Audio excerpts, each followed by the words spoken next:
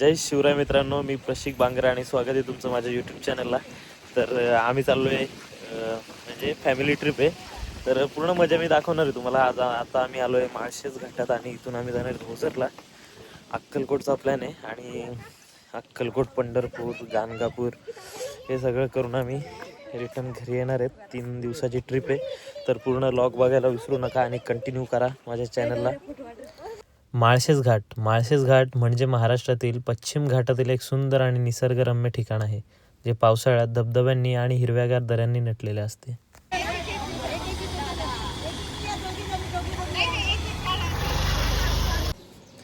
माळशेजमधून आम्ही आलो आता ओझरला आणि पुढचं मी तुम्हाला दाखवतोच, तर बघा. ओझरचा गणपती म्हणजेच श्री विघ्नेश्वर गणपती हा महाराष्ट्रातील अष्टविनायक यात्रेतील एक महत्त्वाचा गणपती आहे, जो आपल्या नावाप्रमाणेच सर्व विघ्न दूर करणारा म्हणून ओळखला जातो. आणि हा मंदिर पुणे जिल्ह्यातील जुन्नर तालुक्यात आहे, जिथे गणपतीची मूर्ती पूर्व दिशेला तोंड करून आहे आणि येथे दर्शनासाठी भाविक मोठ्या प्रमाणात गर्दी करत असतात.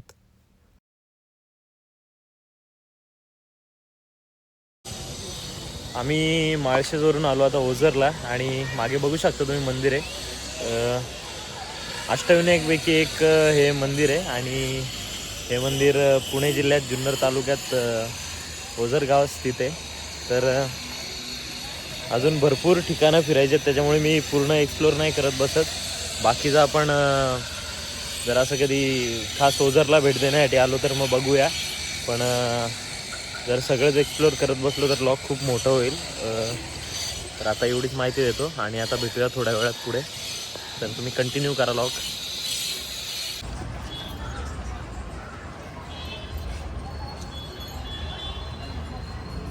आम्ही आता ओझरशी आलो आहे आळंदीत, इंद्रायणीच्या काठी, आणि भरपूर गर्दी आज. पार्किंग पण फुल जाम आहे आणि ही इंद्रायणी आणि इकडे आपल्याला जायचे मागे मंदिरात. तर तिथे मोबाईल काय अलाउड नाही, तरी पण बघू आपण. तुम्ही ब्लॉग कंटिन्यू करा, पुढे दाखवतोच मी.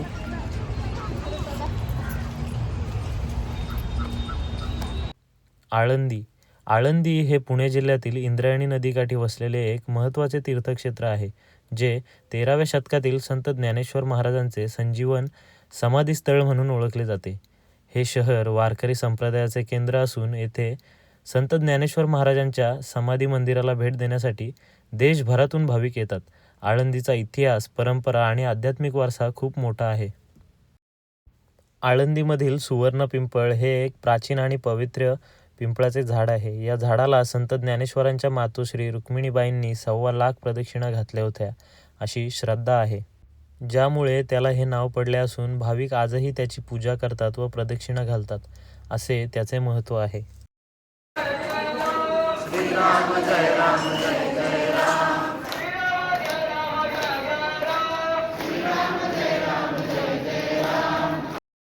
सुवर्ण पिंपळाला प्रदक्षिणा घालून आम्ही निघलो तुळापूरच्या दिशेनेच, म्हणजेच छत्रपती संभाजी महाराज यांची समाधी. छत्रपती संभाजी महाराज यांना पकडल्यानंतर त्यांना छळण्यासाठी आणि मृत्यूदंड देण्यासाठी तुळापूरला आणले गेले. त्यांचे बलिदान याच भूमीवर झाले. हे गाव पुणे जिल्ह्यातील शिरूर तालुक्यात भीमा, भामा आणि इंद्रायणी नद्यांच्या संगमावर आहे, जे एक पवित्र स्थान मानले जाते. तुळापूर येथे संभाजी महाराजांची समाधी आहे. या समाधी स्थळाचे बांधकाम नंतर झाले असून वडू बुद्रुक येथील समाधी स्थळाशी त्याचा संबंध आहे. थेऊर, पुण्याजवळचे थेऊर हे चिंतामणी गणपती मंदिरासाठी प्रसिद्ध आहे आणि अष्टविनायकातील एक महत्त्वाचे स्थान आहे. या मंदिरात चिंतामणी गणपतीची मूर्ती आहे, जी मनातील चिंता दूर करते असे मानले जाते. हे मंदिर इतिहास, पौराणिक कथा आणि अध्यात्म यांचा एक सुंदर संगम आहे. थेऊरनंतर आम्ही पोचलो तुळजाभवानी म्हणजेच तुळजापूरला आणि इथेच आमची होती पहिली वस्ती. तुळजापूरची तुळजाभवानी देवी ही महाराष्ट्रातील 3.5 शक्तिपीठांपैकी एक प्रमुख देवी असून ती छत्रपती शिवाजी महाराजांची आराध्य दैवता आणि महाराष्ट्राची कुलस्वामिनी म्हणून ओळखली जाते. तिच्या मंदिरात नवरात्रीत मोठा उत्सव असतो, जिथे भक्त विविध पूजा करतात, जसे की पंचामृत अभिषेक. हे मंदिर धाराशिव, उस्मानाबाद जिल्ह्यातील तुळजापूर येथे आहे. हे मंदिर 12व्या शतकात बांधले गेले असावे असे मानले जाते. मंदिरासमोर एक पवित्र अग्निकुंड यज्ञकुंड आहे. रात्री 10 नंतर मंदिर बंद होतं आणि ह्याच टाईमला आम्ही गेल्यामुळे आम्हाला दर्शन काही भेटलं नाही. त्याच्यामुळे आम्ही ठरवलं की सकाळी लवकरच उठून आपण दर्शनासाठी जाऊ. आणि दर्शनासाठी गेल्यावर खूपच गर्दी होती. सकाळी 5 वाजले आणि 5 वाजता पण भरपूर गर्दी आहे. फर्स्ट फ्लोअर चढलो, आता सेकंड फ्लोअरला चाललो आहे आणि गर्दी तुम्ही बघितली असेल व्हिडिओ. तर आता कंटिन्यू करा. मोबाईल बंद करतो, भेटू थोड्या वेळात पुढे.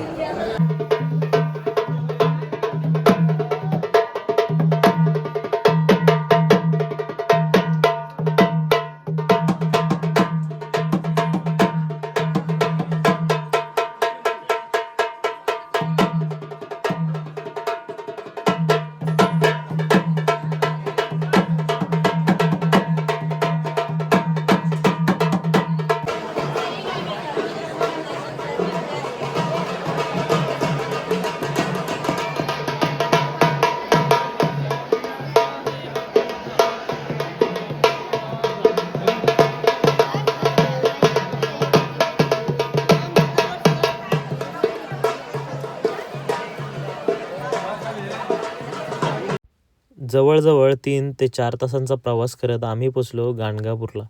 गाणगापूर हे कर्नाटकातील कलबुर्गी जिल्ह्यात भीमा आणि अमराज नद्यांच्या संगमावर असलेले एक प्रसिद्ध तीर्थक्षेत्र आहे, जे नरसिम्हा सरस्वतींच्या श्री दत्तगुरूंचं निवासस्थान म्हणून ओळखले जाते, जिथे त्यांची निर्गुण पादुका आहे. आणि श्री गुरुचरित्र या पवित्र ग्रंथात याचे महात्म्य वर्णन केलेले आहे. हे ठिकाण भक्तांसाठी अत्यंत पवित्र असून येथे औदुंबर वृक्ष आणि भस्माचा डोंगर यांसारख्या चमत्कारी स्थळांचे विशेष महत्त्व आहे.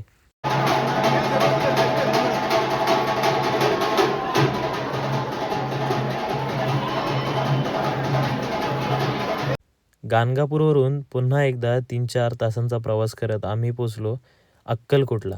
अक्कलकोट हे सोलापूर जिल्ह्यातील एक प्रसिद्ध तीर्थक्षेत्र आहे, जे श्री स्वामी समर्थ महाराज यांच्या वास्तव्यासाठी ओळखले जाते, जे दत्तात्रेयांचे अवतार मानले जातात. हे ठिकाण आध्यात्मिक महत्त्वाचे असून येथे भक्त दूरदूरून दर्शनासाठी येतात. आणि अक्कलकोट संस्थांचा समृद्ध इतिहास व राजघराणेही प्रसिद्ध आहे, असे महाराष्ट्र पर्यटन आणि सोलापूर डिस्ट्रिक्ट यांच्यासारख्या स्रोतांनी सांगितले आहे.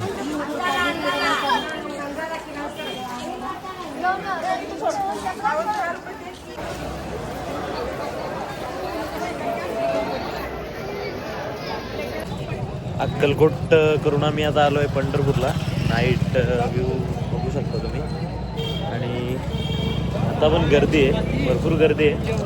तरी बघू, आम्ही आता मुखदर्शन करून सकाळी दर्शन घ्यायचा विचार आहे. बघू आता काय होतं. पूर्ण एक्सप्लोअर नाही करता येत कारण व्हिडिओ खूप मोठी आहे. फक्त मी शॉर्ट घेतलेत प्रत्येक प्लेसचे.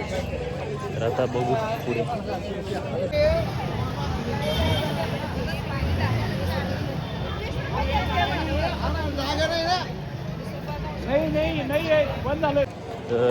जवळजवळ आता 10 वाजलेत रात्रीचे आणि तरीसुद्धा लाईन बघितली असेल तुम्ही व्हिडिओमध्ये. आता मी सकाळीच येऊ दर्शन घ्यायला आम्ही, कारण मुखदर्शनाला पण लाईन आहे आणि छान आहे एकदम. स्वच्छता पण खूप सुंदर आहे.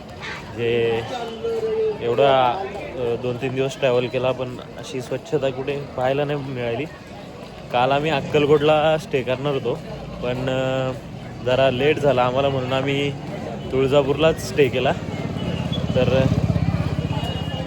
आणि जास्त गर्दी असते त्यामुळं व्हिडिओ व्यवस्थित काढता नाहीत किंवा मग एवढ्या पब्लिकमध्ये बोलता नाहीत. त्याच्यामुळे मी शॉर्ट घेतलेत, ते तुम्ही बघितलेच असतील. आता आपण भेटू आणि तुम्ही ब्लॉग कंटिन्यू करा आणि सपोर्ट करा, कारण उद्याचा पूर्ण दिवस आहे. उद्या जेजुरी करायचे आणि अजून 2-3 प्लेसेस आहेत, त्या तुम्ही बघायला जाता पुढे. तर कंटिन्यू राहा माझ्यासोबत. भेटूया आता पुढे. Good morning. आता सकाळचे 6 वाजलेत आणि आम्ही दर्शनाला चाललो. तर बघू आता गर्दी आहे का नाही, पुढे जाऊनच समजेल. कारण गाड्या तर भरपूर लागल्यात रोडला. आणि बघू आता पुढे. तिथे मोबाईल लॉकरमध्ये ठेवायला लागतो, त्यामुळे काय ब्लॉग कंटिन्यू करता नाही येणार. आपण तिथं स्टॉप करून बाकीच्या व्हिडिओ वगैरे क्लिप्स काढून नंतर भेटतो तुम्हाला पुढे. आता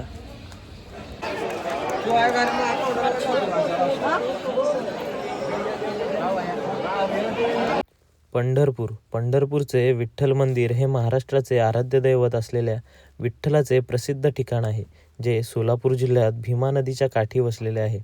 हे मंदिर दक्षिण काशी म्हणूनही ओळखले जाते. येथे आषाढी आणि कार्तिकी वारीनिमित्त लाखो भाविक येतात.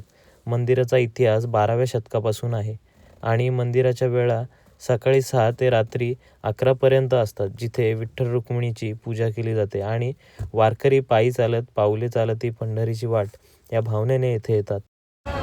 मंदिरात दर्शन घेऊन आता आम्ही निघलोय चंद्रभागेच्या काठी जायला आणि आता भरपूर गर्दी झाली. सकाळी आम्ही गेलो तर एवढी गर्दी नव्हती, आता भरपूर गर्दी झाली. मागे बघू शकता आणि दाखवतो पुढचा सीन.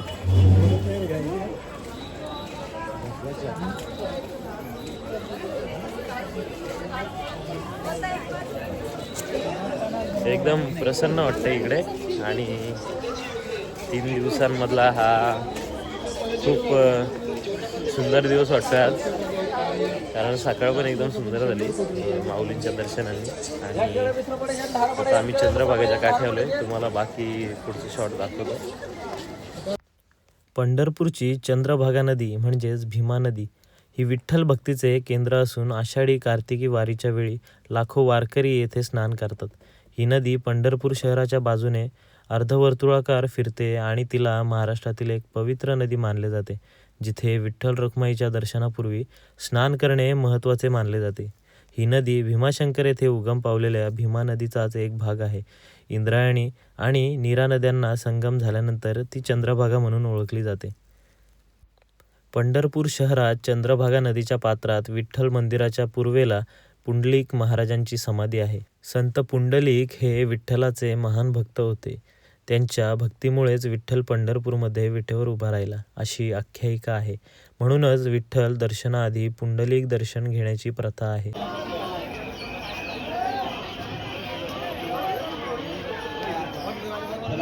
आपल्या आई वडिलांच्या नावाने दान करा, गुरुच्या नावाने दान करा आणि दुसरं दान करा.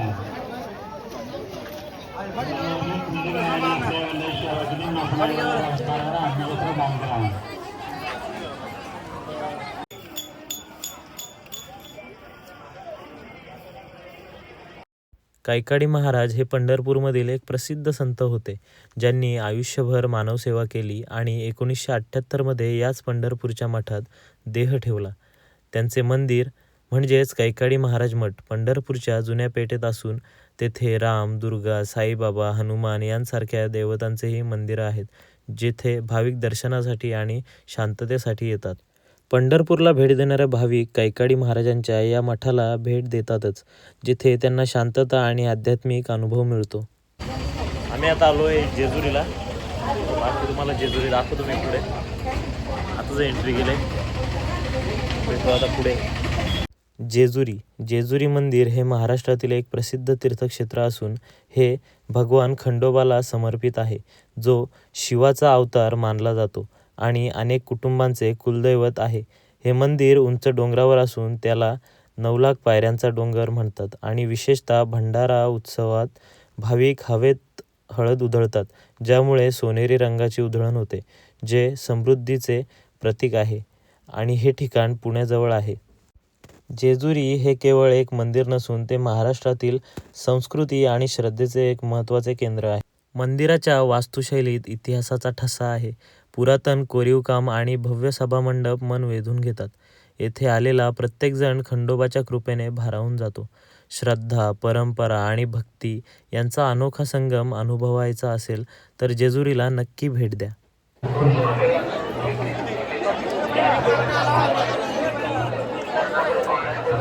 जेजुरीवरून आम्ही पोचलो मांढरदेवी म्हणजेच काळूबाईच्या दर्शनाला. हे मंदिर सातारा जिल्ह्यातील वाई तालुक्यात समुद्र सपाटीपासून सुमारे 5,000 फूट उंचीवर असलेले एक प्राचीन मंदिर आहे, जेथे आदिमाया पार्वतीचे रूप असलेली काळेश्वरी देवी म्हणजेच काळूबाई विराजमान आहे आणि ती नवसाला पावणारी देवी म्हणून प्रसिद्ध आहे, जिथे वर्षभर भाविक दर्शनासाठी येत असतात आणि खास करून यात्रेदरम्यान येथे मोठी गर्दी असते. हे ठिकाण शंभू महादेवाच्या डोंगररांगेत असून पुणे आणि सातारा जिल्ह्यांच्या सीमेवर येते, जिथे निसर्गरम्य देखावे आणि थंड हवामानाचा अनुभव मिळतो. 3 दिवस प्रवास केला आणि आजचा शेवटचा दिवस. आज आम्ही घरी जाणार आहेत. तर लॉग कसा वाटला ते नक्की कमेंट बॉक्समध्ये सांगा आणि लॉग आवडल्यास चॅनलला सबस्क्राईब, व्हिडिओला लाईक आणि शेअर करायला विसरू नका. आता मांढरा देवीचं दर्शन घेऊन म्हणजे काळूबाईचं दर्शन घेऊन आम्ही निघलो आहे घरी जायला. आता घरी जायला वाजतील 11 किंवा 1. तर आपण आता भेटू पुढच्या लॉगमध्ये. आणि लॉग कसा वाटला ते नक्की सांगा. जास्त एक्सप्लोअर करता नाही आलं मला, माहिती थोडी कमी पडेल कारण लॉग खूप मोठं होईल, त्यामुळे मी जास्त बोलत नाही बसलो. तर आता भेटू पुढच्या लॉगमध्ये. तोपर्यंत बाय बाय.